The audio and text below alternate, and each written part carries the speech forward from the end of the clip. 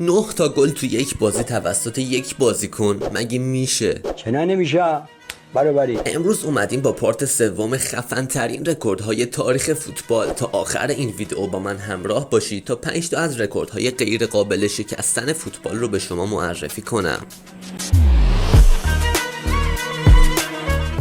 شماره 1 ادسون آرانتس دو ناسیمنتو ملقب به پله با 92 تا هتریک رکورددار بیشترین هتریک تو تاریخ فوتباله، در حالی که رونالدو و مسی فقط تونستن 60 و 56 هتریک به اسم خودشون ثبت کنن. پله 92 بار هتریک کرده. درسته که سطح لیگ برزیلی که پله توی اون بازی میکرد خیلی پایین‌تر از لیگای رونالدو و مسی و پله کار به مراتب آسون‌تری از اونا داشته، اما خب به خاطر زیاد بودن اختلاف نفر اول و دوم این رکورد یه جورای غیر قابل شکستن به نظر میاد. این تنها حضور پله توی این لیست نبود. جلوتر یه رکورد دیگه با اسم همین اسطوره برزیلی داریم که اون یکی از غیر قابل شکستن ترین رکوردهای تاریخ فوتباله. شماره 2 زینالدین زیدان.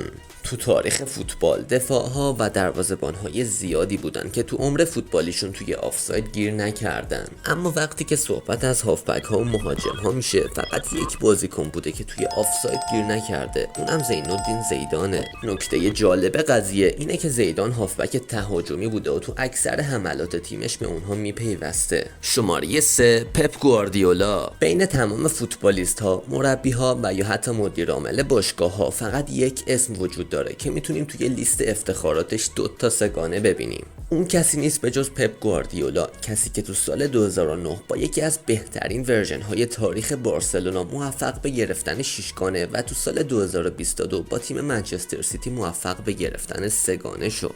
شماره 4 ارلینگ هالند. 5 سال پیش تو جام جهانی زیر 20 سال تیم نروژ 12-0 تیم هندوراس میبره که 9 تا از این گل‌ها رو ارلینگ هالند به ثمر رسونده بود.